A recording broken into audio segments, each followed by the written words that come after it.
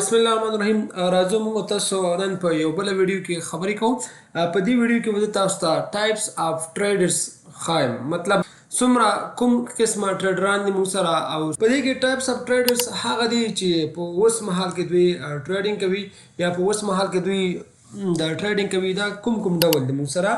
په لومړي سټپ کې چې کوم دی هغې ته موږ ګمراه ټریډر وایي. ګمراه ټریډر هغه شخص ته ویل کېږي چې په ټریډینګ کې غلطي کوي خو د خپلې غلطۍ احساس ورته نه کېږي. مطلب هغه شخص چې ټریډینګ کوي، ټریډینګ مسلک ته راغلی دی یا ټریډینګ کې کار کوي، خو دا ټریډینګ کوي خو په ټریډینګ کې چې کوم دی غلطي کوي، مختلف قسمه دوی چې کوم دی غلطي کوي، مسټیک کوي، خو د خپلې غلطۍ احساس هم ورته نه کېږي.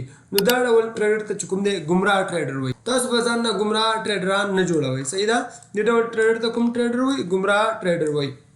دویم ډول ټریډران چې کوم دي هغې ته مسټیکس ریپیټرز ټریډر وایي.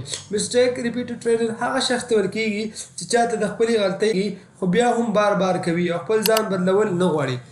مطلب مسټیک ریپیټرز ټریډر هغه ټریډران ته ویل کېږي چې چاته د خپلې غلطۍ احساس خو کېږي خو بیا هم خپله غلطي تکراروي او بار بار یې ترسره کوي. نو دې ته څه وایي؟ مسټیک ریپیټرز ټریډر ورته وایي. دا دواړه ټریډران چې کوم دي مسټیک ریپیټرز او ګمراه ټریډران، دا دواړه قسمه خلک ډېر زر د ټریډینګ نه تښتي او مارکیټ ته ګډ بای وایي. مارکیټ ته څه وایي؟ ګډ بای وایي. مطلب ټریډینګ پرېږدي او تښتي، بیا ټوله ملامتیا چې کوم دا په مارکیټ باندې اچي او دا پړه جوړوي چې مارکیټ چې کوم دی دا هسې دی، دا هېڅ کار نه کوي او دا زموږ په هر ټریډینګ کې خلاف روان وي. دریم ډول ټریډران چې کوم دي، دریم قسمه ټریډر هغه شخص ته ویل کېږي چې غلطي کوي خو د خپلې غلطۍ نو څخه زده کړه کوي. دې ته څه وایي؟ سټرګلر ټریډران وایي. مطلب ډېره هڅه کوي، غلطي کوي خو د غلطیو سره سره د خپلو غلطیو څخه زده کړه کوي او ډېره هڅه کوي. نو په همدې خاطر سټرګل ټریډران دوی ته وایي. کوم نمبر ټریډران هغه سمارټ ټریډران دي چې موږ تاسو باید ځان نه سمارټ ټریډران جوړ کړو. کوم ټریډران؟ سمارټ ټریډران باید د ځان نه جوړ کړو پورې موږ په ټریډینګ کې مخکې لاړ شو او پروفیټ یا ګټه ترلاسه کړو. سمارټ ټریډران هغه شخص ته ویل کېږي چې د خپلو غلطیانو زده کړه کوي او خپله تجربه زیاتوي.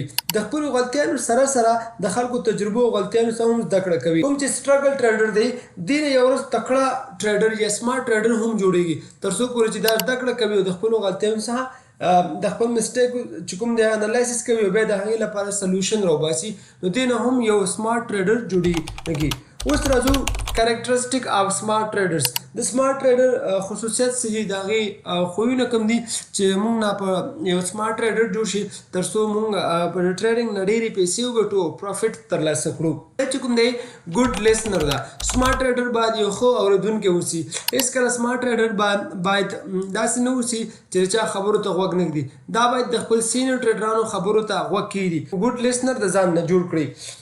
دلته یو خبره ده چې everything works in trading but everything doesn't work for everyone. په ټریډینګ کې هر څه کار کوي خو د هر چا لپاره کار نه کوي. نو موږ تاسو باید یاد ولرو چې سمارټ ټریډرانو لومړی خصوصیت چې کوم دی هغه ګډ لیسنر ده، یو ښه اورېدونکی باید اوسي. دویم چې کوم دی پیشنس ده، مطلب صبر ده. په ټریډینګ کې صبر ډېر غټ رول لري. د ځان لپاره ټارګیټ او سټاپ لاس انتخاب کړو. سمارټ ټریډران چې کوم دي هغوی صبر لري، هغوی ټریډینګ ته وار کوي، ټریډینګ ته ډېر دقت کوي. هغې چې کوم ډیسیژن یا خپله فیصله اخلي تر څو پورې چې د هغې ټریډینګ نه ترسره کړي. هغه کسان چې غواړي د ټریډینګ مسلک ته راوځي نو هغوی باید د ځان نه سمارټ ټریډران جوړ کړي. تاسو خپل ځان انالیسس وکړئ چې تاسو کوم ډول ټریډران هستئ.